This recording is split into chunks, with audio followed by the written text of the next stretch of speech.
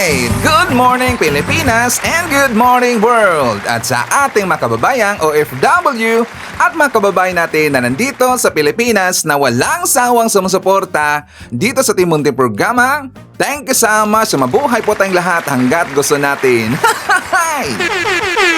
Well, anyways, tuloy-tuloy po tayo sa nagbabalita dito ng mga tamang balita at sagutin ang maling information na ipapakalat ng mga fake news peddlers, ng mga anti-Marcos, lalong-lalo na doon galing sa mga DDS na mga saltik magabayan.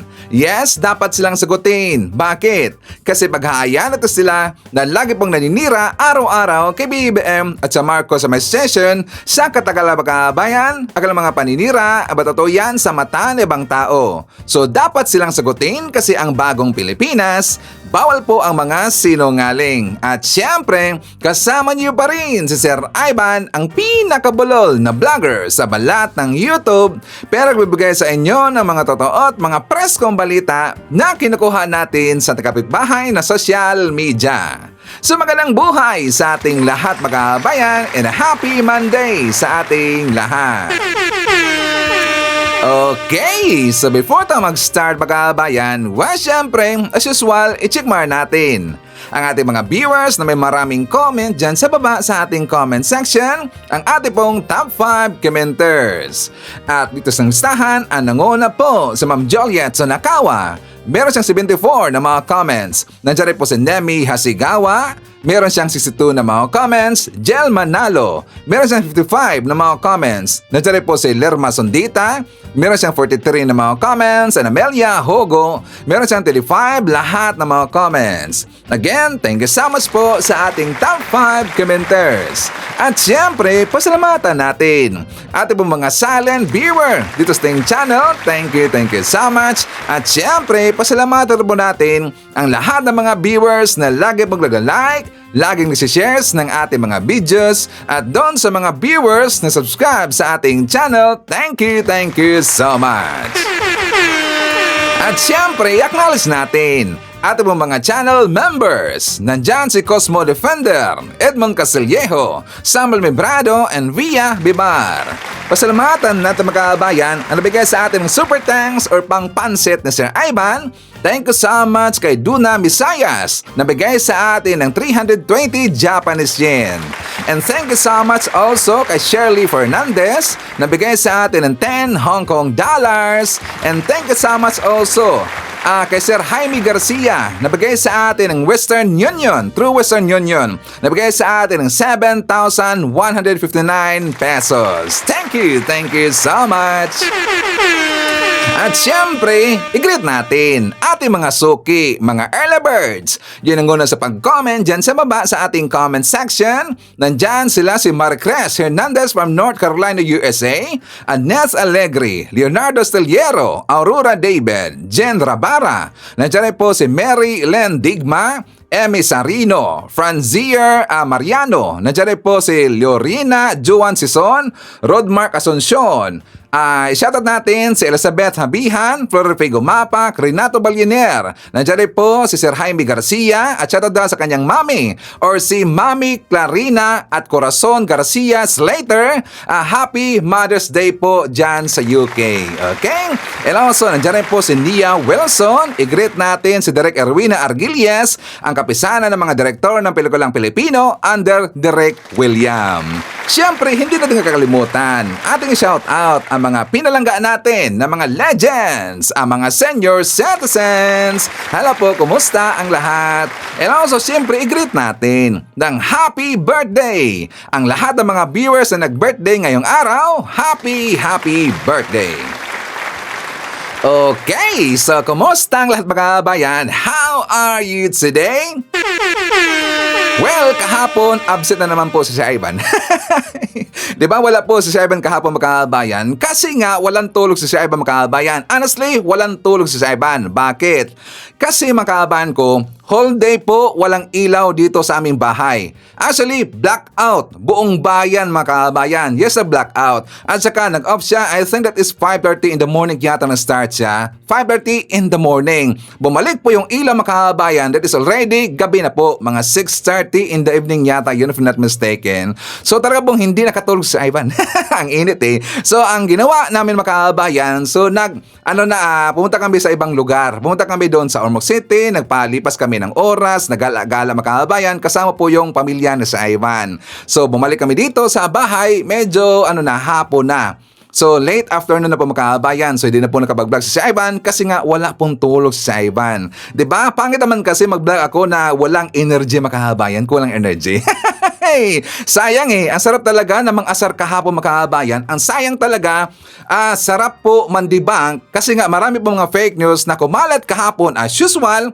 Kasi nga marami po dito mga DDS na napapakal po ng mga fake news kasi dyan sila nabubuhay mga kabayan. Di ba ang dami talaga eh, marami pong na-forward sa atin po ng mga videos, mga pictures na kung saan altered ang kanilang video or pinalitan po ng boses yung video mga kabayan. Ang dami talaga eh. Pati nga yung mga pagbibigay po ng mga false hope na mga DDS tungkol doon kay Digong mga kabayan. So mga pag-usapan natin yan. Lalong-lalo na pag-uusapan natin mga kababayan yung mga OFW na nakulong doon sa ibang lugar sa Middle East mga kababayan. Yes, tumulong po si PBBM.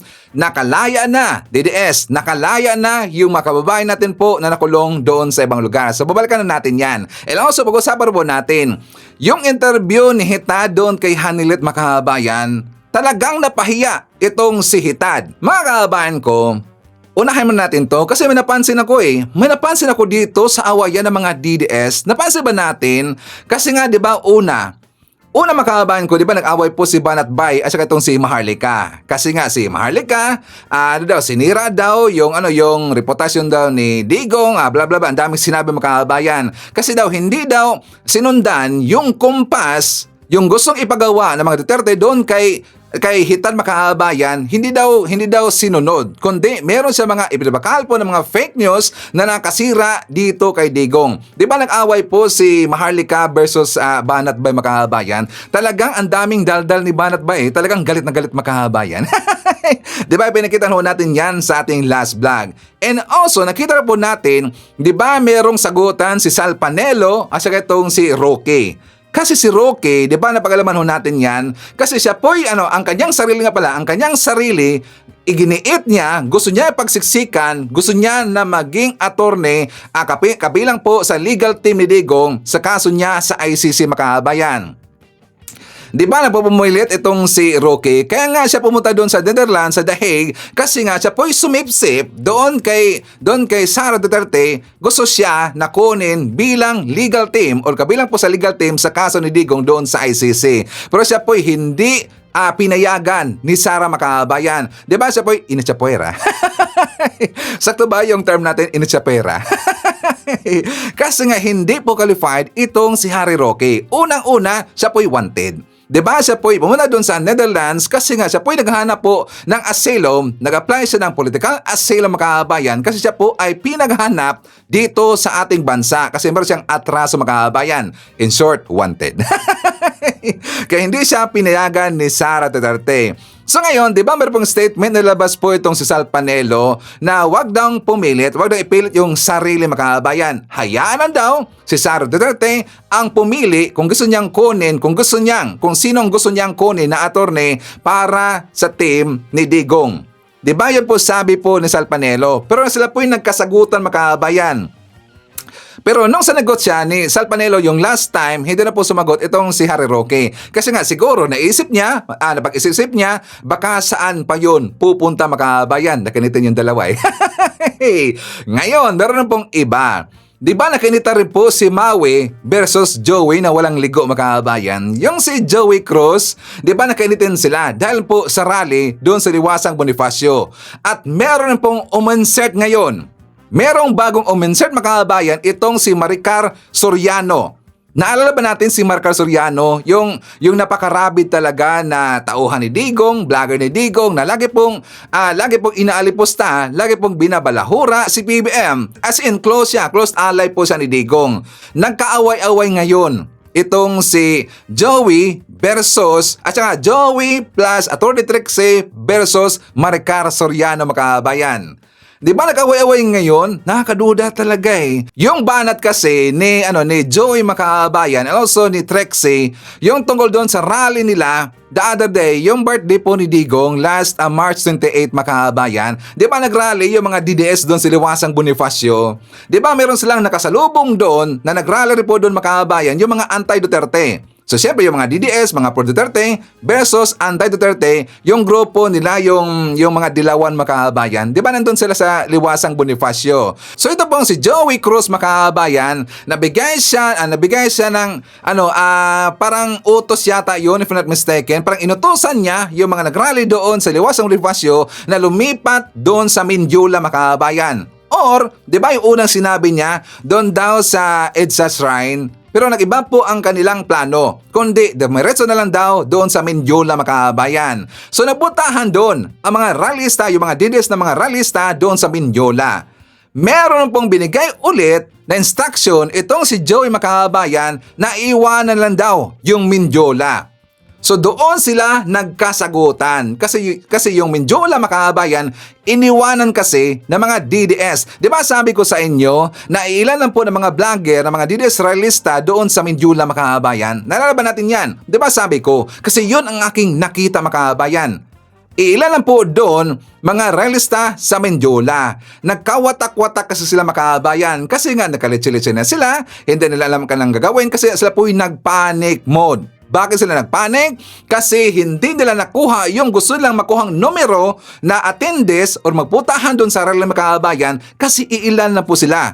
Napahiya sila Makabayan. Diba? Ano ba ang sabi? Tatandaan natin po yung sinabi po ni Maui Spencer Makabayan. Diba ang sabi niya? Bukas, makikita ng lahat ang kauna-unahang World People Power. Sinabi niya nito Makabayan, that is March 27. Diba? Sabi niya ulit, bukas makikita ng lahat ang kauna-unahang World People Power. So after that, nag-follow up siya Makabayan, sabi niya, last March 28, sabi niya, this is first in Philippine history, March 28, 2025 is the World People Power na Makabayan. Tingnan nyo, grabe ang kanilang banat ngayon. Grabe ang kanilang sinabi sa last March 28 Makabayan. Parang feeling nila napaka-powerful na nila. Parang feeling nila kayang-kaya lang tatanggalin sa pesto si PBM doon sa Malacanang Makabayan. Tingnan nyo, this is the first in Philippine history. March 28, 2025 is the World People Power. Tatanungin natin ang mga DDS, anong nagawa sa people power ninyo last March 28? Meron bang epekto? Di ba wala Kabayan? Di ba walang epekto? Until now, presidente pa rin po si PBM. Hindi nyo napatanggal sa pesto si PBM. Di ba? World People Power pa ko dyan.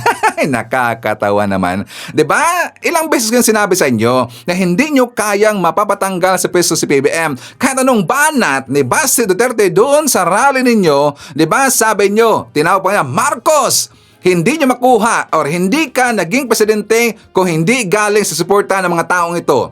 Diba sabi niya Makabayan, tapos pinakita yung mga tao doon sa Davao City, hindi daw naging presidente si PBM kung hindi daw dahil doon sa mga naputahan doon sa rally Makabayan. Total bilang na mga taong naputahan doon sa rally Makabayan ay umabot daw ng 150,000.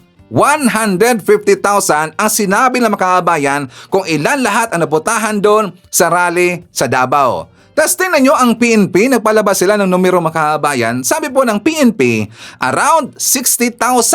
Around 60,000 Pinoys join in 200 rallies nationwide for Duterte's birthday Makabayan. For Duterte's birthday. All in all, lahat ho yan, nationwide, is only 60,000 lang lahat Makabayan. According yan sa PNP, DDS.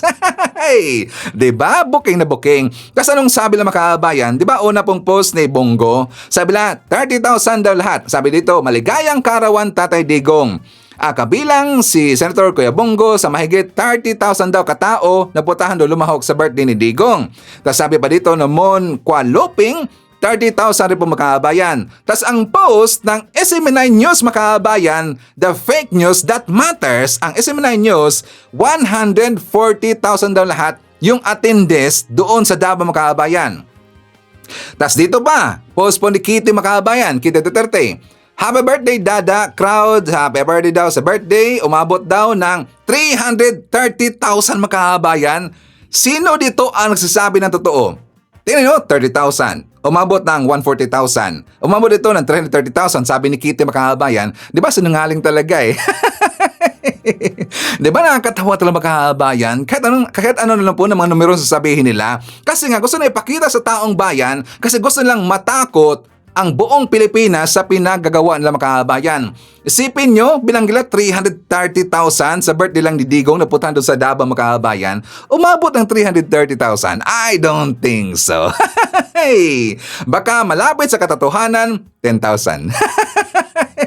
Diba? Nakakatawa talaga eh. And also Makabayan ko, nabanggit ko rin po dito na meron kasi nabigay sa atin po ng info, ating pong viewer na mismong nandun po sa rally sa birthday ni Digong Makabayan, taga Davao City. Sabi niya, Sir Ivan, kasi nga nag-declare dito ng walang klase or nag-declare dito po ng no classes yung 15 lahat ng mga schools sa Davao City para lang paatinin doon sa birthday ni Digong. 15 lahat na schools nag-declare po ng holiday para makapunta sila or paatinin. Mandatory Makabayan. Mandatory kasi yon, pinapaatin sila doon sa birthday ni Digong. 15 ka schools lahat Makabayan. Tingnan nyo.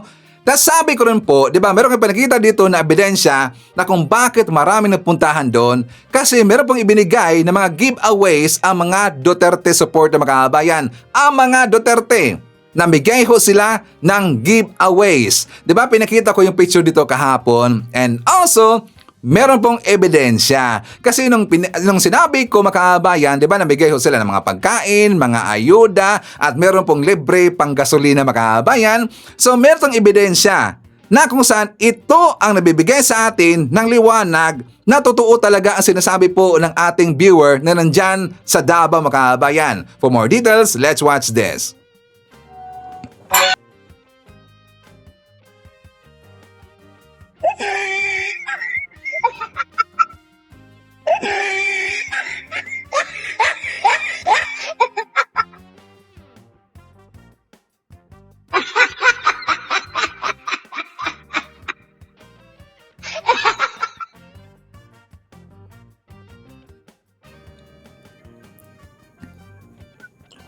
Oo, di ba? May palibreng lechon Makabayan. Hindi lang yan, meron pa. Namigay rin po yung office ni Pulong Makabayan. Mismong office ni Pulong namigay doon Makabayan. Ito ang ating ebidensya.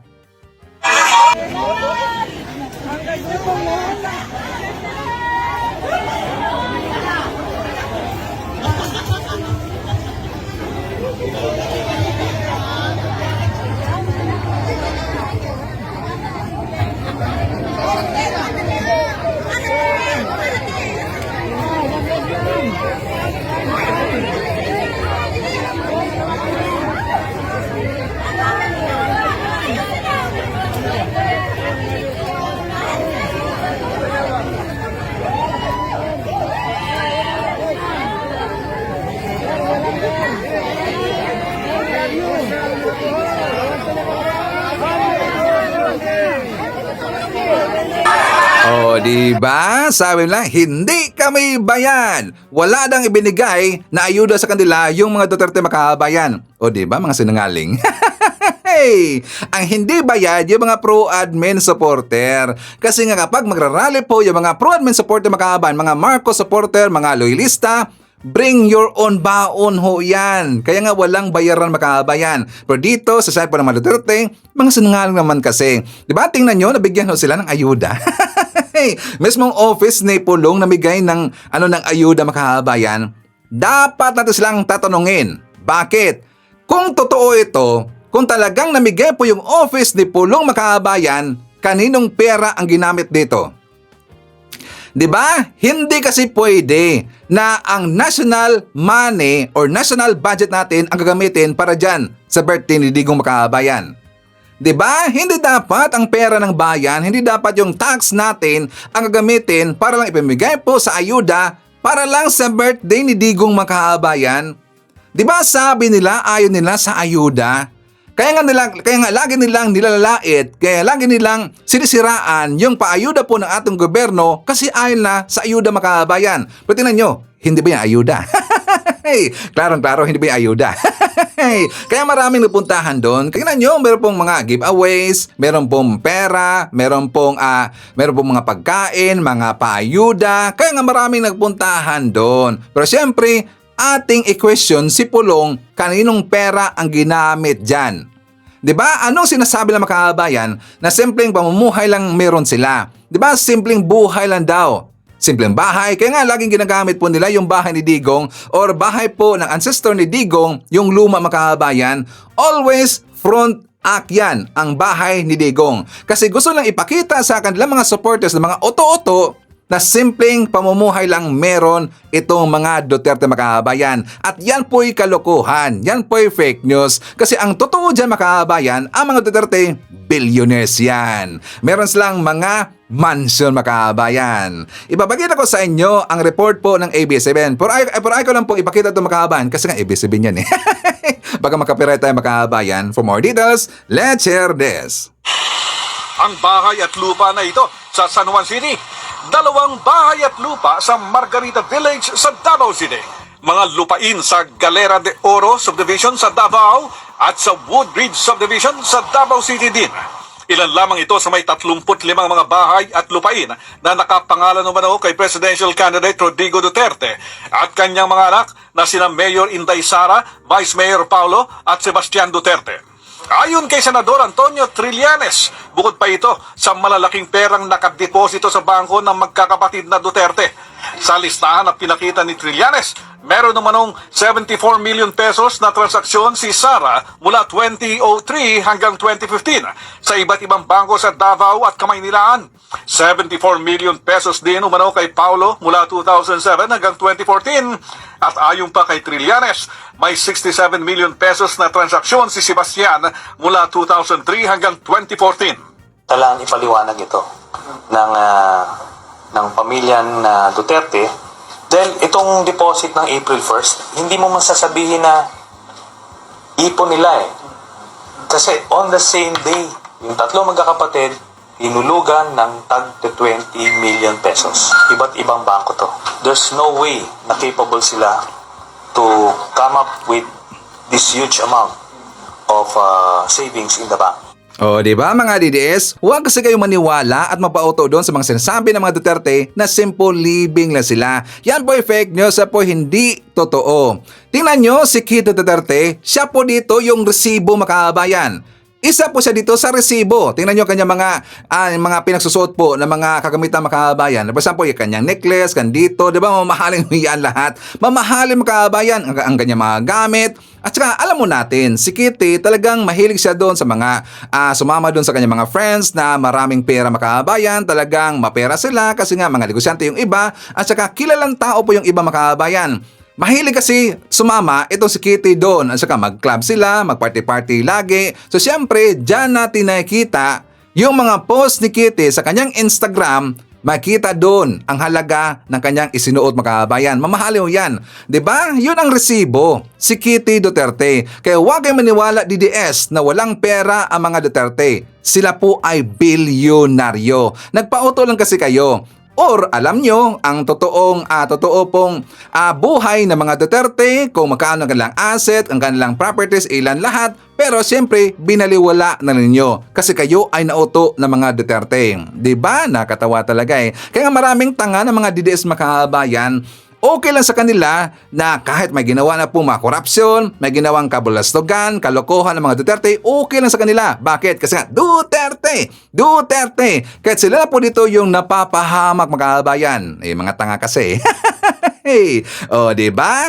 So, for the mga kababayan, so doon po sa nangyari sa awayan ngayon ng mga DDS, babalikan ho natin kasi nga 'di ba hindi ko nabanggit dito kung bakit sila nag-away-away mga kababayan. Dito kasi jump tayo doon sa issue ni Joey plus Attorney Trixie Cruz versus Maricar Seriano mga kababayan kasi nga doon ito nag-umpisa.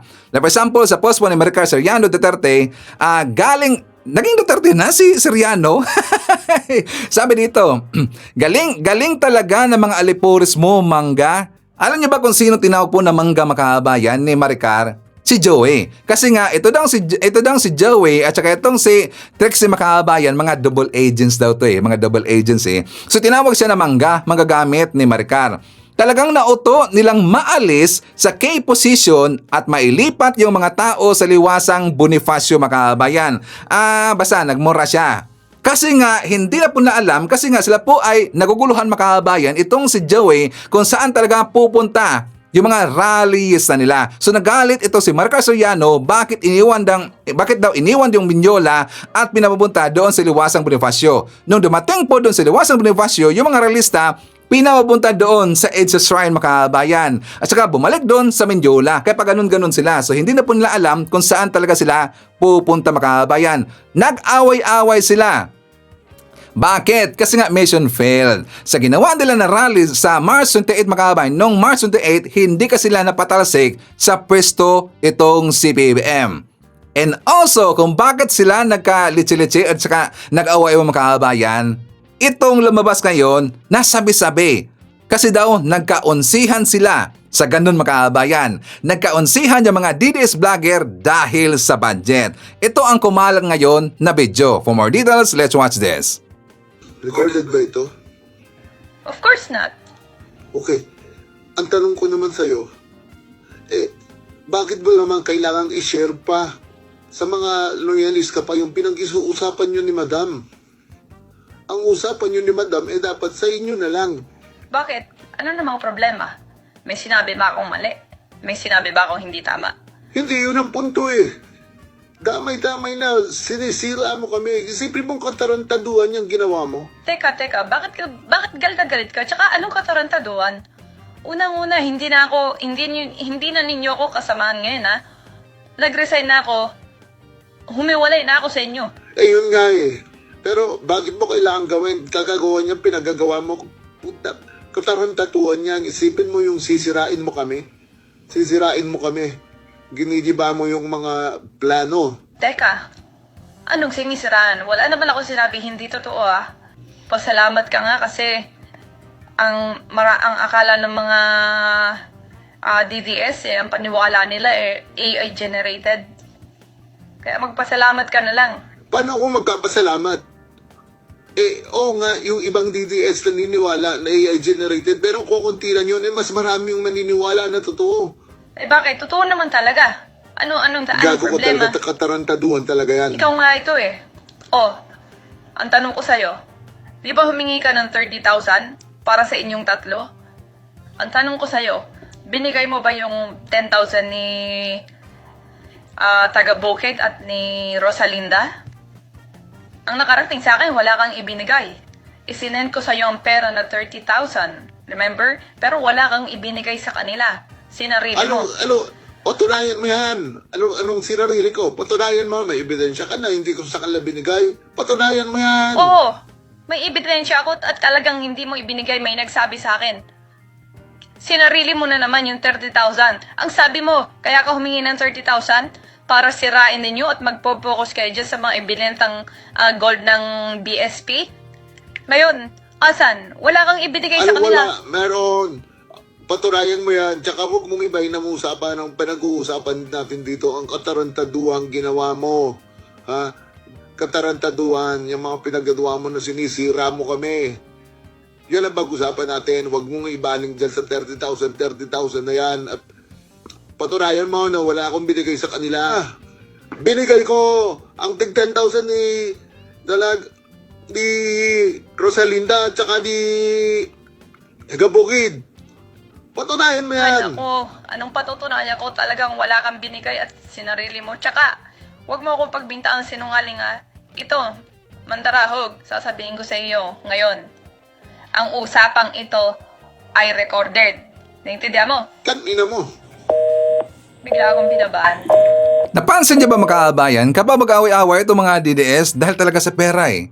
Napansin ba natin, di ba? Dahil talaga sa pera mga kababayan, kasi sila dito'y nagkakaunsihan. Pero dito pa sa side po ng mga Marcos supporter or mga pro-admin vlogger, dahil yan sa pride kasi, di ba? Meron kasing nakita tayo na mga kasamahan natin na medyo hindi po not in good terms mga kababayan, saka meron nga nagkasuhan, di ba? Dahil po yun kasi sa pride mga kababayan. Pero at least walang involved dito sa mga pera-pera. Ang involved ng pera mga kababayan, doon po yan sa side ng mga DDS. Kasi ang mga pro-admin vlogger, wala kasi mga bayaran dito. Ito talaga po ay sarili ho namin po na desisyon mga kababayan. Ito po ay kusa naming loob na pagsuporta sa gobyerno natin, kay PBBM. Walang perang involved mga kababayan. Nagkakapera lang ho kami and kasi nga dahil ito sa sweldo po ng YouTube or sa Facebook or meron pong nabibigay sa atin ng super thanks or meron nabibigay sa atin na padala po ng Western Union or GCash mga kababayan. Sa pamagitan dyan kami nakakapera. Pero yung galing po sa gobyerno makabayan or galing po sa isang politiko, wala yan sa hanay ng mga pro-admin vlogger makabayan. Walang ganun. 'Di ba? Only pride. Merong pride. 'Di ba? So, anyways makabayan ko, before tayo mag-jump po sa ating next topic at saka mamaya pag-uusapan na po natin yung nakalaya po na makababayan natin na nakulong doon sa Middle East at saka sino ang tumulong makabayan. Alam nyo ba, nagpabida-bida dito itong si Harry Roque. But before that, siyempre, shout out natin. Nandyan po si Milet Cartalia, Noel Narcida, Sarah Bretman Vlog, Diosdado Onanad. Nandiyan po si Corazon Tuang from Canada. I-shoutout natin si Ana Corduba from California. Corazon Tuang. May Wers 60 from Spain. Ano yun? Sakto ba yun? May Wers 60. Hi to Ana Cordoba, Rose Aguivara, Aurelia Adina. Nandiyan rin po si Fernando Calderon. Shoutout na sa kanyang asawa na si Angie at saka sa kanyang anak na si Ren from Canada. Hi to Kelly de Guzman Capuno from Tagaytay City, Cavite. Nandiyan rin po si Grace Gruta, Yolanda Ibuenga, and hi to Rolando Serino. Okay. Mga kababayan ko, ang ibig kong sabihin na meron pong nakalaya na or pinalaya na yung mga nakulong doon sa UAE. Kasi ito po yung balita mga kababayan. The other day, according sa balita, PBBM thanks UAE President for pardon of 115 Pinoy convicts during Ramadan mga kababayan. Sabi dito, just in, President Ferdinand R. Marcos Jr. on Saturday, last March 29 mga kababayan, expressed profound gratitude to President His Highness Sheikh Mohammed bin Zayed Al Nahyan of United Arab Emirates for granting clemency to 115 Filipino convicts during the holy month of Ramadan and Eid al-Fitr. This gesture is a reflection of our country's special partnership as embodied in the nearly 1 million Filipinos who have made the Emirates their home and in the warm personal friendship and mutual respect between myself as the leader of the Filipino people and Sheikh Mohammed as the leader of the Emirates. So yan po ang sabi ni PBBM Makabayan the other day. That is Saturday, March 29 Makabayan. 115 po lahat ng kababayan natin pinalaya na po kasi nga dahil ito sa clemency Makabayan. O diba? Tingnan nyo. Pero actually mga kababayan, yan talaga po ay nakasanayan na doon sa UAE na kapag every Ramadan or after po matapos po yung Ramadan mga kababayan, meron silang mga tao na na nakulong doon sa kanila na kanila pong papalayain mga kababayan. Pero siyempre depende ho yan. Merong tulong po ang bansang Pilipinas. Pero sana na sinabihan po ni Presidente, sinabihan po ni BBM, yung President po ng UAE na sana hindi palayain yung mga DDS kasi mga pasaway yun eh. Mga pasaway kasi mga DDS eh. Tsaka panggulo lang sa Pilipinas. Sana mga DDS hindi pinalaya na President ng UAE mga kababayan. Kasi alam naman natin, sure tayo na hindi naman po yun magpapasalamat po kay BBM o sa taga UAE mga kababayan ng mga DDS. Kasi ganun sila eh. Hindi marunong pasalamat sa gobyerno natin. Hindi nila alam na malaking tulong po, malaking role ang ginawa ng presidente natin si BBM sa dito sa pagpapalaya ng 115 po ng mga Pilipino makabayan. Hindi nila alam na palagi pong nag-uusap ang presidente po ng UAE at saka yung presidente natin. Yung mga Pilipino po kung bakit nagkaroon ng pardon, siyempre isa rin po yan sa napag-usapan ng makabayan. Kaya malaki po yung part, malaki dito yung role na ginawa po ang Pilipinas dito sa pagkalaya ng 115 po ng mga Pilipinong OFW doon sa UAE mga DDS. So dapat pasalamatan po ninyo si BBM. Okay, so for the makabayan, pag-usapan natin yung mga nakulong doon sa Qatar. Di ba nabalitahan natin yan the other day? Pero siyempre yung mga DDS, iginiit nila na fake news daw makabayan. Wala daw nangyari na ganyan. Di ba yan pong ipinakalat nila? Wala daw nangyari na ganyan. Bakit? Kasi wala na silang nabalitaan doon sa mismong nagbalita na taga Qatar makabayan or mismong platform ng gobyerno ng Qatar. Yung basta name po na pinunsula yata na parang page makabayan, hindi daw yan nabalita doon. Kundi ang nabalita daw yan is only ang Philippine Embassy nandyan sa Qatar makabayan. Yun lang po daw ang nagbalita. Siyempre, nung nabalita yan ng mainstream media, kumalat kaagad makabayan. Diba? Marami silang mga palusot ngayon. At saka pala, merong nag-correct niya makabayan. Diba nagsalita na po yung taga DFA Undersecretary na yung Migrant Workers Affairs na si Eduardo Dibiga makabayan na 20 pala lahat yun. 20 pala lahat ng mga Pilipinong nahuli that day makabayan. March 28. 20 lahat. Pero 19 na po lahat ang nakulong makabayan kasi pinalaya niya or pinalaya yung isa na kababayan natin. Kaya 19 lang lahat. Di ba yung unang report makabayan 17? Actually 20 pala lahat. Pero naging 19 kasi meron pong pinalaya na isa makabayan. So ngayon, ang palusot ng mga DDS, yan ay fake news. Bakit naging fake news? At saka sino ang kanilang sinakyan makabayan? Yung isang DJ na nandun sa Qatar. Yung pong nagangalang makabayan na si Romeo Jr. Villegas. Ito pong si Romeo Jr. Villegas, siya po ay isang DJ sa radio station doon sa Qatar makabayan. So ngayon, meron siyang pinost. So sabi niya dito, kasi nga hindi nila matake makabayan, gusto kasi nilang pagtakpan ito. Diba? Gusto kasi nilang pagtakpan ito. So sabi dito ni Romeo Jr. Villegas, pawang katotohanan lang. Disregard kung pro or anti-Duterte tayo. Pero nais ko lang linawin ang mga kumakalat na fake news. Fake news na makabayan. Sabi nito, andon ako mismo sa Binyo, sa Sea Line Private Beach Resort. Ito makabayan. Sabi niya, nandun siya sa Sea Line Private Beach Resort. Noong nangyari ang paghuli sa mga sinasabing mga nadampot na mga Pilipino. Kaya kung may mga hindi dapat paniniwalaan, iyong mga taong wala naman talaga sa binyo o hindi nakita ang tunay na pangyayari. Ito yung mga sumusunod daw na fake information makabayan. March 27, nangyari ang panghuhuli at hindi daw March 28 makabayan. Sabi niya, March 27 daw. Walang rally o political demonstration na ginawa o naganap. Normal night swimming lang, picnic at family gathering lang ang ginawa. Kaya nga marami mga bata rin na nakasama na mga magulang. Sino magulang ba ang isisama ang mga anak nila kung alam nilang may rally sa pupuntahan nila? So kung may inimbitahan man sa presento na approximately 10 to 20 na katao out of more or less 150 estimated na mga Pilipinong pumunta doon sa resort ay dahil sa nakita silang naka-DDS shirts. Magkakahiwalay daw which is normal naman sa mga humahanga sa former president. Yung mga kumakalat na mga photos about bring him back PRRD, old photos daw yun makabayan.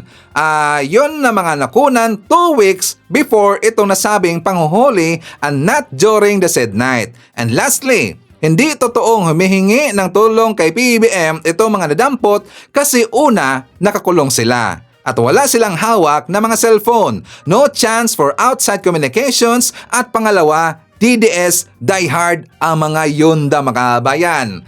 Ba't hihingi ng tulong sa taong against sa kanila? O diba, tingnan nyo, merong binitawan na salita itong si Romeo makabayan, si Romeo Jr. Villegas na hindi daw hihingi ng tulong sa gobyerno natin or kay BBM kasi daw DDS diehard daw sila makabayan. Hindi ba nanghingi ng tulong? I don't think so. Do you think makakalabas sila sa kulungan without the help of our government, mga kababayan? Do you think basta-basta silang palalabasin sa kulungan na walang tulong galing sa gobyerno natin?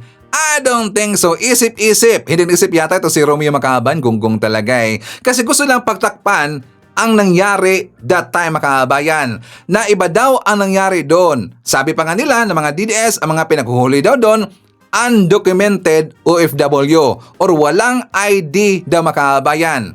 Ibig sabihin, mga nabutahan doon ng mga DDS, mga TNT, mga kababayan. Kasi nga wala silang ID, undocumented, ibig sabihin, TNT ang mga DDS. Diba? Ito'y sinakyan lang po natin sa sinabi dito ni Romeo Jr. mga kababayan. Ibig sabihin, talagang mahilig lumabag ng batas itong mga DDS kasi nga nandyan sila sa Qatar, mga kababayan, undocumented, walang ID. Diba? Gunggong talaga eh. Talagang nasanay sila dito sa ginagawa ni Digong noon, mga kababayan, na mahilig lumabag ng batas. Kasi pag-aakala nila, sila ang batas, mga kababayan. Pag-aakala kasi ng mga DDS, sila ay powerful hanggang ngayon. O diba? Doon tayo nagbabase sa sinabi ni Romeo Jr. Kasi di ba ito pong ibig niya sabihin doon sa isang private resort sa Sea Line daw, mga kababayan. Di ba sa Sea Line daw? Pero hindi yan ang ibig sabihin ng Philippine Embassy, mga kababayan. Meron kasing, di ba, meron pong nagbigay po ng information doon po mismo sa Philippine Embassy, mga kababayan. Sabi dito, good evening, sir. Pinsan ko po ang isa sa mga naaresto sa Qatar. Pareho kaming OFW. Dito ako sa Kuwait, dati na talaga siyang DDS at ako naman ay apolitikal. Tumawag si auntie sa akin kanina. Hindi pa raw sila nakausap at pinatawagan sa akin, di ko rin makontak.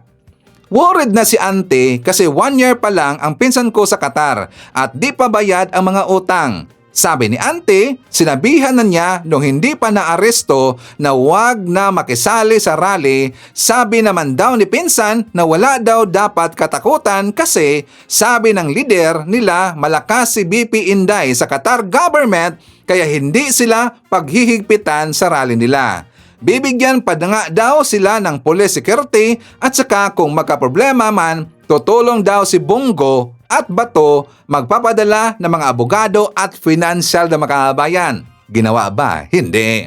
Pero yun nga, sabi ni Ante, wala naman daw aksyon nila. Sana nga matulungan sila ni BBM, mga Pilipino pa rin sila, kahit mga DDS sila. Salamat, sir. O tingnan nyo, nauto sila, mga kabayan, itong mga DDS kasi nga pinangakuan sila na kaibigan daw ni Sara Duterte yung Qatar Authority, mga kabayan, at saka magbadala daw ng abogado plus security si Bongo at saka itong si Bato, mga kabayan. Hindi mag-iisip itong mga DDS, ano bang magagawa ni Bato at ni Bongo sa Qatar, mga kabayan? 'Di ba? Hindi yan Pilipinas. Walang palakasan mode ho sa Qatar. Kung nilabag mo yung batas, kasi sa Qatar, mga kabayan, batas is batas. At wala silang sisinuhin doon. Kahit sino ka pa, talagang ikaw po ay huhulihin, mga kabayan. Walang kaibigan doon. At saka wala rin pong magawa ito si Sara Duterte kahit manawagan siya, kahit si Bato, kahit itong si Bongo, walang magawa sila. Bakit? Kasi ang pwede na pong kakausapin ng Qatari authorities is only head of the state of our country, mga kabayan. Ang ating presidente si PBM. Ganun niya mag-usap. Hindi naman true sa senator. Wala yan. Walang kwenta, mga kabayan. Si Bongo, si Bato de la Rosa, itong si Inday Sara na vice president lang. Walang kwenta sa ganyan, mga kabayan. Kasi ang only pakikinggan ng presidente dyan sa Qatar or ang prime minister o sinumang king or sinumang head of state dyan sa Qatar, mga kabayan, ang only pakikinggan nila yung head of state also sa ating lugar. Ganon ho yan, DDS. Kaya huwag mo pa auto doon. Gonggong talaga eh. Tapos alam nyo ba, mga kababayan, di ba nakita ho natin yung video? Ito yung video, mga kababayan, na kung saan ito yung time na sila po ay nag-rally doon sa Qatar. Di ba marami sila? Marami sila, mga kababayan. Ito yung ibig sabihin ng Philippine Embassy. Yung time na yan, dyan kasi nagkahulihan, mga kababayan. At saka kung bakit 20 lang ang nahuli, Kasi nga tumakbo na sila nung nakita na ho nila yung kapulisan ng Qatar mga kababayan nung papunta na doon sa kanilang binyo. Sila po'y nagsitakbuhan mga kababayan. Iniwan nila yung mga kasamahan nila doon na wala yung sinasabi nila na magdamayan sila lahat mga kababayan kahit anong mangyari. Diba nawala? Yan ang sinasabi na lagi. Lahat ng mga DDS, magdamayan ho yan. Walang iwanan da mga kababayan. Pero iniwan nila yung mga kaibigan nila, yung mga kasamahan nila. Hey, di ba magunggong talaga eh. At alam niyo ba kung sino ang pinagdududahan lang dito mga kababayan? Ang kung sino to ang ginawa nila ng fake news. Kung bakit daw merong pupunta doon sa Sea Line, sa private resort mga kababayan, meron na puntahan doon na kapulisan natin kasi binigyan daw ng tip ng Philippine Embassy ng Qatar mga kababayan. At sino nagsabi niyan? DDS. Sabi dito, si Romeo, Romeo Jr. Villegas, translate ko in Tagalog, sir. Sabi ng kaibigan daw niya, nakita na sila ng pulis. Binati sila ng musta kayo. Okay ba kayo dyan sa maganda ba sa loob? So, kinamusta daw ng pulis, Qatari, makabayan, ng Qatari police, yung mga nandun sa private resort, sa Sea Line. So, sabi dito, sagot daw niya, yes sir, okay daw doon. So, sabi ng police, yala, enjoy. So, hinayaan na daw makabayan. Mga 10 p.m. ng gabi daw, may dumating na mga pulis, pinatawag daw yung mga organizer nandun sa resort makabayan sa Sea Line. So, sabi dito, may pinatawag daw mga organizer, mga naka-t-shirt daw, dinakip makabayan yung mga naka-t-shirt. Nagtanong daw sila anong kasalanan nila. Sagot na ng pulis, hindi nila alam pero tumawag daw sa kanila ang embassy at sinabi hulihin ang mga naka-t-shirt o naka-shirt ng Duterte daw mga kababayan. I hope tama ang translation ko. O di ba? Tapos sabi dito ni Romeo Jr. Villegas, Mamo Jo, yun lang. Di ko po alam na embassy nag-report. Pero marami kasi walang ID nga at saka naghahanap ng mga naka-t-shirt na may DDS sa bawat cottage. So ngayon, ito ngayon ang kailang palusot mga kababayan. Kung bakit daw sa kumpirmado may nakulong doon, may inaresto doon at saka nakulong. Kasi according doon kay Romeo Makabayan, doon lang muna sa Sea Line cottage or sa private resort. So kumpirmadong may mga nakulong or man-arrest doon kasi wala dang IDs, wala dang documented. Di ba yun pong sabi nila una Makabayan, yung mga nakulong doon, inaresto kasi daw walang ID, wala dang undocumented. Ngayon, iba na po ang kanilang naratibo Makabayan. Hinuli daw yung mga taong nandun kasi naka-t-shirt daw ng DDS Makabayan. O di ba nakakaduda? Tas ginawa ngayon nila ng issue, ginawa na ngayon ng fake news na ang Philippine Embassy ng Qatar daw, sa Qatar, ang nagbigay ng tip ng pulis Makabayan. O di ba? Gunggong talaga eh. Dapat nga sila imbestigahan Makabayan. Dapat itong nagangalan po na Mamo Jo, dapat ito ay ipapatawag Makabayan. Kasi gumawa sila ng fake news dito. Iba ho yan, malaking akusasyon niya Makabayan. Nakakasira yan sa embahada natin. Nakakasira ho yan sa pangalan na inainingatan natin dyan sa Qatar. Philippine Embassy ginawa na ng fake news, diba gunggong talaga eh. Dapat yung ganyan mga tao ipapatawag niya Makabayan. Kasi nga siyempre marami rin po mga DDS at saka mga DDS, mga tangayan, mga bubuyan, naniniwala kaagad Makabayan. Agree ba tayo? Itong si Mamo Jo dapat ipapatawag yan ng Philippine Embassy diyan sa Qatar Makabayan. Ang ibig sabihin po ng Philippine Embassy, according po kay Undersecretary sa Migrants Makabayan, yung nandun po nagrally. Iba ho yung dun sa Sea Line. Iba rin po yung nagrally mismo Makabayan. Ngayon, di ba sabi ng mga DDS, fake news daw yan. Gawa-gawa daw yan. Kasi daw hindi daw yan ibinalita ng mismong Qatari na mga web pages o sa government platforms Makabayan.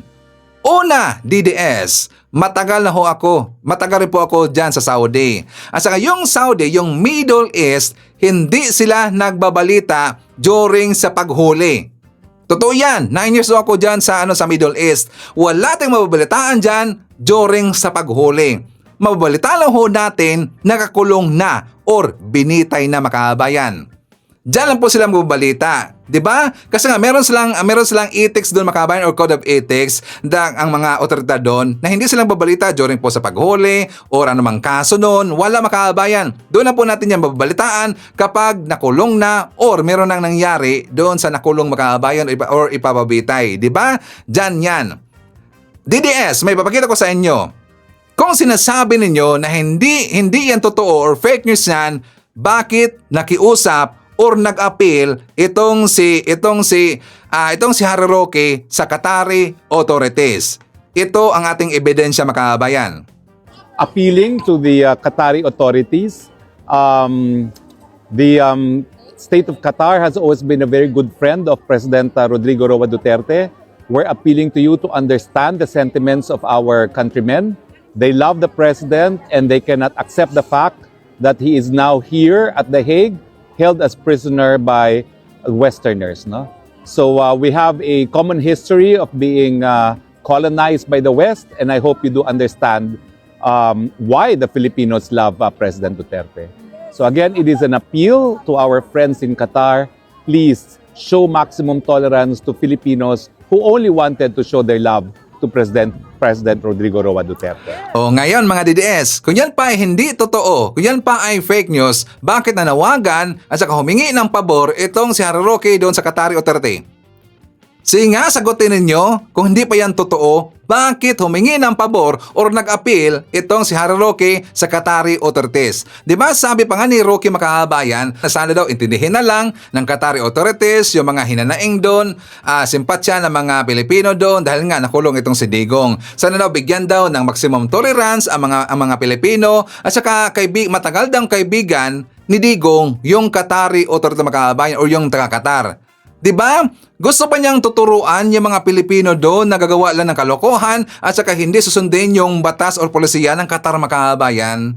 Diba? Nakita natin dito sa ginawa po ni Roque kasi gusto niya dito na merong palakasan system, makahabayan, which is nasanay sila sa panahon po ni Digong. Wala naman kasing palakasan system dyan sa Qatar At saka hindi rin po yan titingnan na kaibigan itong si Digong ng Qatar kasi nga hindi naman kumikilala yung Qatari at wala silang kaibigan na isang kriminal at isang magnanakaw. Kaya walang kwenta yang pag-appeal mo, Roque. Unang-una, hindi ka pakikinggan. Bakit? Kasi nga ikaw po ay wanted sa Pilipinas. Ikaw po ay merong atraso sa Pilipinas. At kapag nalaman ng Qatari authorities na ikaw ay nagtatakaw ngayon at nandyan sa ibang lugar para naghanap po ng political asylum, mas mapapahiya ka lang. So ngayon, for the makabayan, dito po sa post na taga Jeddah ng mga DDS, mga pasaway talaga tingnan nyo, meron silang post, makabayan, na kahit daw mahigpit doon sa Jeddah, tingnan nyo, sa Jeddah KSA, kahit mahigpit, pero nagawan ng paraan. O diba, mahilig talaga gumawa po ng kalukuhan, makabayan. Sabi ba dito, Jeddah KSA, kahit mahigpit, pero nagawa ng paraan. Yung mga DDS, makabayan.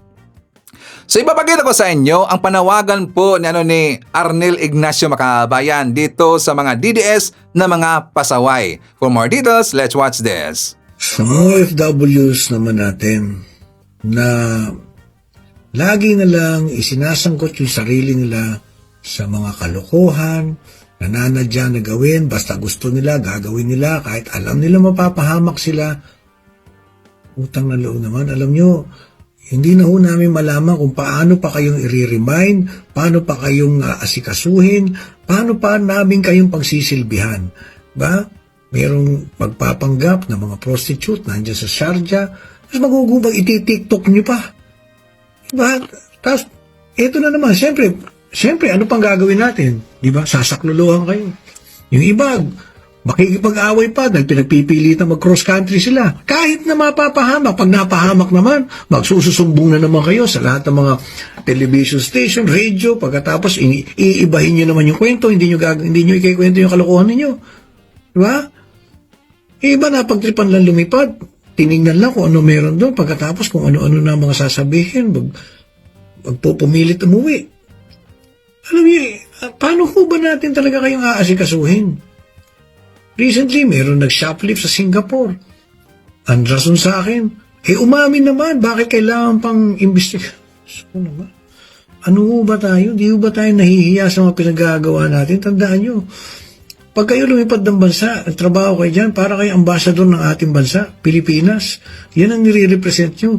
Yung ibang lahi, doon na nakikita yung mga kalat-kalakuhan ng mga ginagawa nyo. Ang akala lang, ganyan tayong lahat. Diba? Magbo-boyfriend, magpapabuntis, sa lugar na yan ay haram o bawal. Pagkatapos, kapag ka napahamak, kung ano nung sasabihin, kayo yung lagi mas matapang eh. Ako yung mga OFWs na matino, na nagtatrabaho ng mahusay, nadadamay eh. Hindi naman ho porke sinabing kayo ay bagong bayani. Eh, lisensya yan para gumawa na kayong lahat ng gusto ninyo kahit mapapahamak. Diba? Hanggang saan nyo ba na gustong pigain ang aming lakas para kayo ay pagsilbihan? Na umaabot na sa pang-aabuso ninyo ng inyong kalayaan para gawin ang lahat? Pagka napahamak, ito, sisisihin ng gobyerno. Utang na loob, kung yan lang naman ang gagawin nyo sa ibang bansa, huwag na kayong lumipad, utang na loob. Maawa kayo doon sa mga nadadamay na OFW. Maawa rin kayo doon sa mga dedicated na trabahador ng pamahalaan para kayo ay alalayan. Please naman, magtulong-tulong naman tayo. Kayo nga, yan na lang itutulong nyo. Huwag na kayong gumawa ng katarantaduhan pagka kayo napupunta sa ibang bansa. Huwag nyo naman bigyan ng ganyang kahihiyan yung bansa natin. Dito na lang kayo. Marami kasing pasaway ng mga OFW makabayan, di ba? Kung talaga kasi hindi naman lang iniisip kung ano yung kanilang kahihinatnan kapag sila ang gagawa ng kalokohan. Hindi lang iniisip. Ang iniisip na po nila ang kanilang kaligayahan makabayan. At saka ang kanilang kaligayahan na kahit nakaka-purwesyo na o nakabigay ito na problema sa bansa natin, hindi nila iniisip yan. Diba? Hindi lang iniisip na maraming madadamay makabayan. Bagong talaga eh. So before na pag-uusapan, itong si Hitan makabayan and also itong si Hanelet, shout out natin. Nandyan po si Mel Belafuerte from Japan, Rosalinda Gale from Washington DC, shout out sa Stafford Chapter. Tony De Los Reyes from New Jersey, Jill Manalo at saka shoutout sa kanyang asawa na si Aida Manalo. Hi to Jessup Dove from Calaba, Laguna. Nandiyan rin po si Munet Borromeo, Evelyn Garcia, Celso Villamen from Parañaque City. I-shoutout natin si Mercedes Ferrer, Nelson Sibayan from Vancouver, Canada, Juna Joanna Velasco. Nandiyan rin po si Joliet Sonakawa, Dylan David, Free Apolinario. Hi to Ashen. Kasama rin po natin si Nor Jazz Panis from Qatar. Shoutout daw sa taga Barogo. Hi to Nida Sanga from Canada. Nandiyan rin po si Axel Roses or simply Turkish Vlog, RJA Itaxa, Angelita Hulsanger, Luisito Niedo, and hi to Connie TV Studio. Okay? Alam nyo makahabayan, mabait si Ivan. Nandun ako sa nandun pa ako sa Riyadh, sa Saudi Arabia. Bait si Ivan eh. Hindi pa ako magala lagi makahabayan. Totoo yan mga DDS. Maniwala man kayo sa hindi palaging gumagala si Saiban. Siguro in 1 month baka one time makahabayan. Siguro lang or baka 2 months kaysa lang. Bakit? Kasi nga ang routine ko doon makahabayan, trabaho, bahay, kain, tulog, mag-vlog. Trabaho na naman, the same po routine. For how many weeks and a month, the same po na routine. Kumain, matulog, trabaho, mag-vlog. Kain, tulog, trabaho, mag-vlog. Yan na po makabayan. Bakit hindi ko gumala sa ibang lugar? Hindi masyado. Kasi nandyan na po sa gilid namin yung bilihan po ng kakailangan po or mga kinakailangan po ni si Ivan. For example, sa mga pagkain, lulutuin, or naman makabayan, nandyan na po sa gilid. Bakit pa ako pumunta doon sa iba't ibang lugar? Or doon sa mall, doon po sa ibang lugar. For example, sa Bata makabayan, pupunta na po si Sir Ivan sa Bata kapag kailangan na talaga. Pero walang kalokohan makabayan. 'Di ba? Mabait tayo. Focus tayo sa ating pamilya at saka loyal tayo po sa ating partner makabayan. 'Di ba? Yun po routine sa Ivan. Tulog, kain, trabaho, vlog. Okay? So anyways, pag-usapan natin ito pong si Hitad makabayan. Kasi Hitad napahiya dito sa interview niya kay Hanelet. Bakit si Ivan? Di ba unang-una makabayan? Unang-una, di ba nanawagan ito mga DDS na sila po ay nagpa-fundraising, humingi sila ng piso-piso daw or libo doon sa kanilang mga followers para daw ibigay doon kay Digong para sa kanyang monetary funds doon po sa kanyang legal battle sa ICC makabayan. Diba? Naalala ba natin at that is how many vlogs ago na ba na meron kayo pinakita dito na sila po ay nag-fundraising, diba? Nanghingi sila ng pera sa mga DD supporter, ibigay daw yun nila kay Digong makabayan. At isa na po dito sa nanawagan, itong si Hitad makabayan. Diba nanawagan si Hitad na magtulong-tulong daw bigay ng budget doon kay Digong. Pero ginamit lang po nila ang pangalan ni Digong. Nakaabot ba kay Digong o sa pamilya Duterte yung perang nalikom na makabayan sa kanilang fundraising. 'Di ba? So ito po ang sagot ni Hanelet. For more details, let's watch this. May mga pinaparating sa akin na mga information na may mga taong nangihingi ng tulong in behalf of your family. Inaalaw niyo po ba yon? Hindi. Pakiusap ko lang kung sino man ho kayo, huwag niyong gamitin ang pagkakataong ito, ang trahedya namin. Yeah. Kung kayo ay sadyang nangangailangan sa buhay, parang awa niyo na ho, huwag niyo ho ang gamitin ito. Dahil kami ho bilang pamilya, si VP Inday, si Congressman Pulong, si Mayor Baste, hindi ho kami hihingi ng tulong o financial na tulong sa ibang tao. Kami ho, kung kinakailangan naming umutang, yun ho ay gagawin namin. Merong nagkwento sa akin, maraming lumalapit kasi alam nila, desperado kami, di ba? Yeah. Lumalapit sila na ganyan. Sabi ko, kung kaya mong gawin, bakit hindi mo na lang gawin? Bakit, maraming mga kwento, mga storya. Sige, kung kaya mong gawin, gawin mo na lang. Babayan, yung mga gumagamit sa pangalan ninyo, yung mga nagsusolicit, yung mga sumusuporta. May nakausap na akong isa, kasi ako, Marlica, prangka ako eh. I can tell po. Sabi ko, pinandilatan ko nga ng mata eh. Kung mayroon kayong magagawa, bakit hindi niya na lang gawain? Di ba? Sige, kung meron kayong magagawa, sabi ko nga, sa abot ng aking makakaya, sige. Kasi lahat naman may kailangan may kabayaran, di ba? Yes. Sabi ko, sa abot na aking makakaya, kung kailangan ko umutang. So yun pala ang term makabayan, nagsusulisit nga pala yun, nagsusulisit. Tama bang sila, Mr. Ivan, fundraising? Diba sila po ay nagsusulisit makabayan, nanghihingi sila ng sa mga DD supporter na bigay daw ng piso or magkano, ibibigay daw nila doon kay Digong. Nakaabot ba kay Digong? Wala. Nasa malaking bulsa lang po makabayan. At saka isa po sa nawagan niyan, itong si Hitad. Kaya siya po ay napahiya makabayan sa gumagamit daw sa apelyido ng mga Duterte, ginagamit daw itong si Digong. Hindi ba ginamit ni Hitad itong si Digong makabayan? Diba? Gonggong talaga eh. Kaya nga siya napahiya. Kasi isa po siya dito sa nanguna makabayan na mag-solicit. O, diba?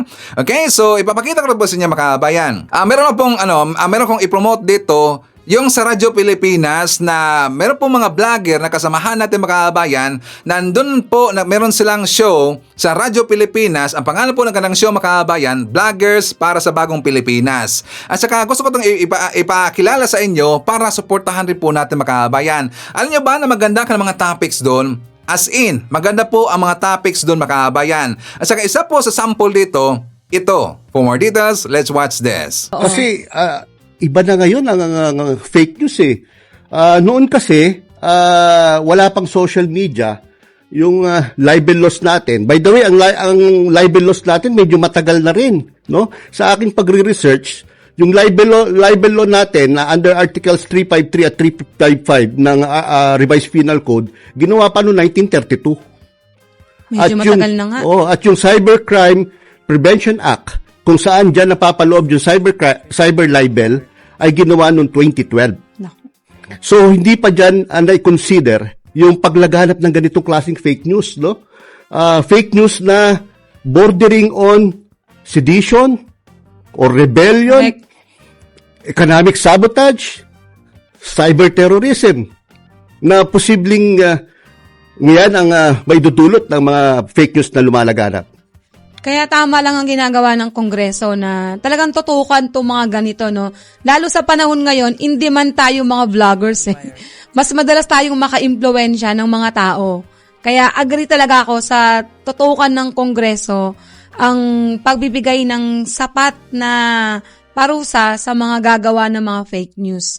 At sa sinabi mo nga, no, matagal na yung mga batas na yan, mukhang kailangan na talagang ayusin. Totoo, dagdagan at linisin talaga para mas maging maayos. Kasi nakakalungkot, no? Paano kung makakapanood nito mga bata?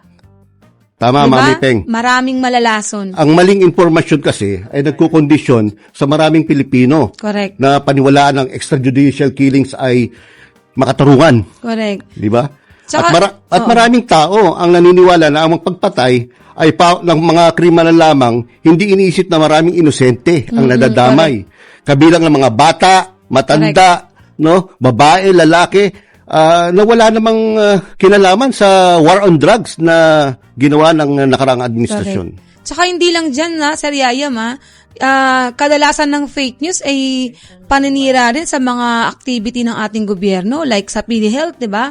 Yung pinakalat na wala nang pera ang PhilHealth. Yan pa. 'Di ba? Madami. Madami ko sinulat tungkol dyan, no? Diba? Sinasabi nila, bangkarote daw ang PhilHealth. Diba? Hindi naman totoo dahil Correct. napaka-liquid po ng ating PhilHealth, no? Correct.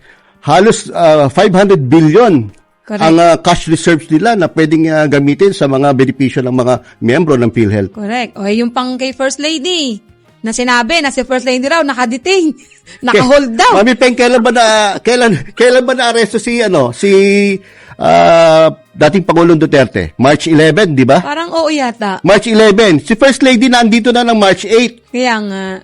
Kaya lang dahil nga mas nagiging mas marami yung nagiging fake news. Kaya may mga napapaniwala talaga. Actually, yung iba naman hindi naman totally naniniwala, yung iba nag-aalala.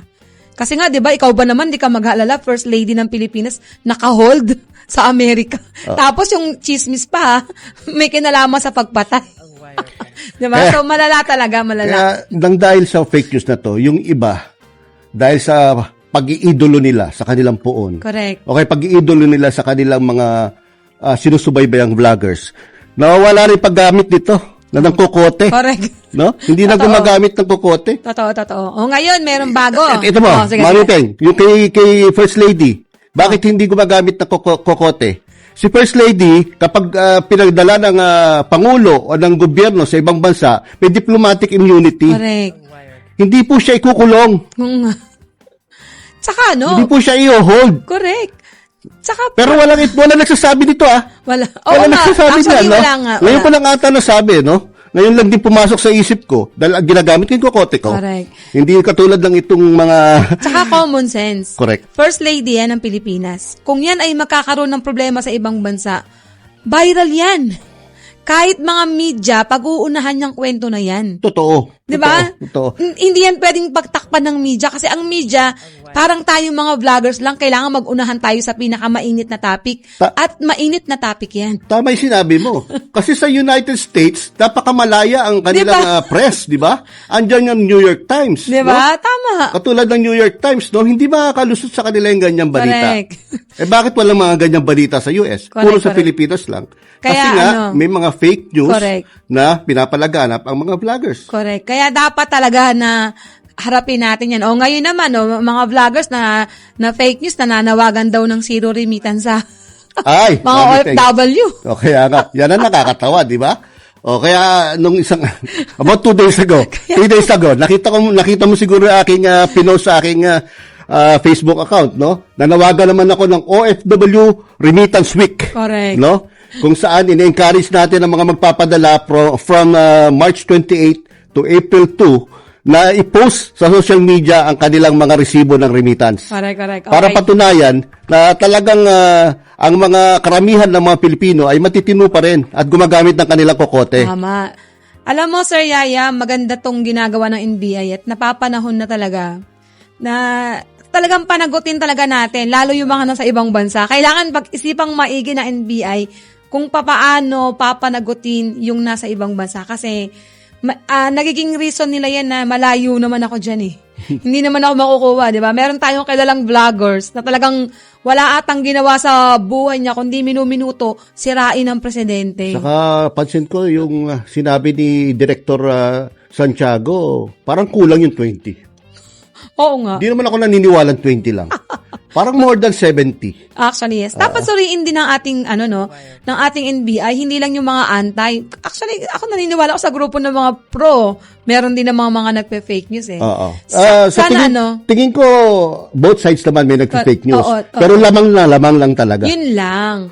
Hindi, tsaka mas walwal talaga yung sa mga anti. Totoo, Grabe. outright fake news talaga Oo. ginagawa nila. Katulad nung kay Lisa Araneta Marcos, Tsaka kay PBBM, di ba, noong nakaraan, merong isang larawan na pinatungan ng isang hubad na hita na nagmukhang nakahubad si PBBM. Ay, pati yung kay Flam na Di ba yung kay ginawa FL, na- no? Yung sumasayaw-sayaw pa na. grabe. Grabe talaga, grabe.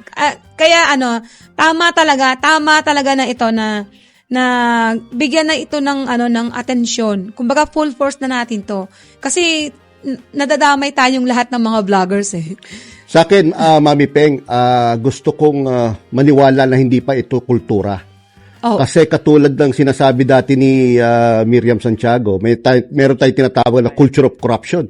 Kaya ang hirap na talagang ma-minimize ang corruption sa ating bansa. correct. Pero, no, kung itong paglalaganap ng fake news ay magiging kultura na rin sa atin, yun ang dapat hindi mangyari. Kaya doon pumapasok yung sinasabi ko kanina na dapat yung TRICOM maglabas ng batas Correct. na talaga magbibigay sa mga enforcement agencies like NBI ng pangil para mahabol talaga nila itong mga taong gumagawa ng fake news. Correct.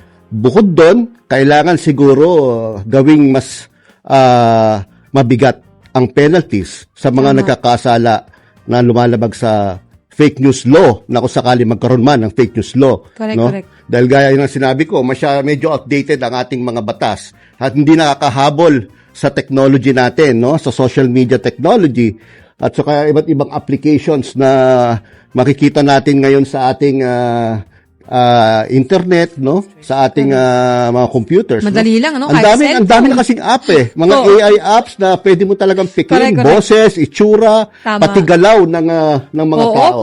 mga voice record nga ni PBBM ginagaya eh. Oo, di ba? Tsaka tama ka dyan, Sir Yayam, no? Hanggat hindi pa siya kultura. Sa ngayon kasi hindi pa siya kultura. Oh. Pero pag pinabayaan natin to, magiging kultura na yan. Tama. Yan ang Diba? mabigat. Yan ang Ang dapat masakit hindi to, pag mangyari. naging kultura to, mahihirapan na tayong magpanagot kasi kakatwiran, bakit sila ganyan? Yes. Diba? Sasabihin ka, ang defense ko naman, kung ako sasampahan ng fake news violation, sasabihin ko, anong nangyari sa equal protection of the law? Correct. Dapat proteksyonan mo din ako. Hindi Correct. bakit siya? Correct. No, hindi mo siya hinahabla. Ako na isang mahirap lang. Gagamitin pa yung kahirapan. Sir Yayam, ngayon ko lang naisip, no? Pwede rin tong i-add sa eskwelahan para yung mga kabataan natin, since ang social media, hindi na yan mawawala eh. Kumbaga parang, minsan nga, isang taon pa lang na bata, magaling umawak ng cellphone eh. So para sa akin, palagay ko, maganda rin to na i-add natin to sa ating mga, sa grade school student, para matutunan nila kung paano maging maayos sa social media. I agree. Siguro Diba? pwede na tayo gawa ng course na tinatawag na Ethics in Social Media. No? Para Correct. lahat ng ating mga tao ay nakakaintindi ng mga responsibilidad kapag Correct, ikaw ay correct. binigyan ng karapatan na gumamit ng social media. At dapat meron tayong mga ethics na sinusunod. Hindi lang ang mga journalists, hindi lang ang mga abogado, ang mga professionals ang may ethics. Correct. Dapat yung mga vloggers na kumikita sa kanilang ginagawa ay dapat magkaroon din ng mga ethics. Correct, tama. So dapat talaga panagutin. Okay, so yan po no, ang programa doon sa Radyo Pilipinas, Vloggers para sa Bagong Pilipinas, makabayan. Sana suportahan natin. Maganda ka ng mga topics, makabayan. At saka everyday po, everyday meron sa programa doon sa Radyo Pilipinas.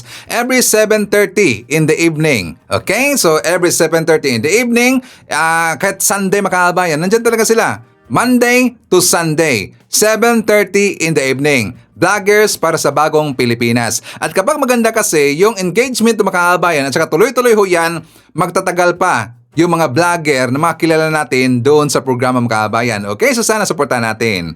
So anyways, shout out po natin. Nandyan po si Carmen Robertson, Alex Orsua Nolasco. Nandyan rin po si Jodeth Dumas Panya, Edwin Salamanca, Jamie Piyuan, Sonia Hasigawa, Jule Lasting Jr. Nandyan rin po si Miranda Kaynet, Sally Ramos Katunggal, Mers Dizon, Chico Jerry Cabreros. I-shout out natin si Testa Maliwan, Early Stanley Boyco, Vincent Anthony Amancio Fuentes. Nandiyan rin po si Elina Cao, Marina Columa, Victor Robin, Eleanor Tomlos Mercado, Percy Shalana, Merna Borromeo, Merilu Gruzi. Nandiyan rin po si Eduardo Narvaez, Gorgonia Angala, Liusel Rama, Jose M. Bornos, Isya E. Castillo. Isyarat natin si Esperanza Manuel Sanalila, JRN, Apple Nash, Son G. Bell, Evelyn Garcia, Renz Dulens. Nandiyan rin po kasama natin si Nida Ichaka, Lorna Obelenueva, Ruben Basinga Salindong, Rayon Enecosi.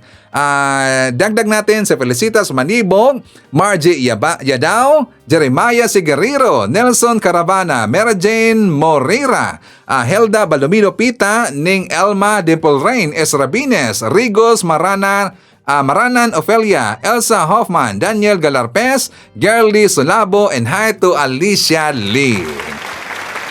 Okay, so mga kababayan ko, yan natin manakalap ng mga balita ngayong araw. Kung nakaabot ka po sa portion na to, sana nakapag-like na ho tayo. Libre po ang mag-share, libre din ang mag-subscribe. Again, maraming salamat sa mga viewers na hindi nag-skip ng ating mga commercials. Thank you so much. At before natin tatapusin ang ating programa ngayong araw, sana sabayan nyo si Sir Ivan para sa ating live messaging prayer. Panginoon, maraming salamat po sa panibagong araw na ipinagkaloob mo sa akin. Panginoon, gabayan mo po ako ngayon. Alam mo lahat ng nangyayari sa araw-araw kong buhay. Alam kong magpapakita ka sa akin ng solusyon. Alam kong tutulungan mo ako. Panginoon, gabayan mo ako sa araw na ito. Pakiusap, itama mo po ang lahat ng mali ko sa buhay. Ipakita mo po sa akin ang direksyon sa hinaharap. Kami ay nabubuhay at gumagawa sa labas sa ilalim ng iyong pangangalaga. Naway ingatan mo kami at bantayan ang aming mga pamilya. Pagpalain mo po sana ang aming bansa. Salamat po, Panginoon, sa paggabay mo sa araw ko. Idadalangin ko ito sa pangalan natin Panginoong Jesucristo. Amen. So maraming salamat mga kababayan, and I hope to see you again on my next video.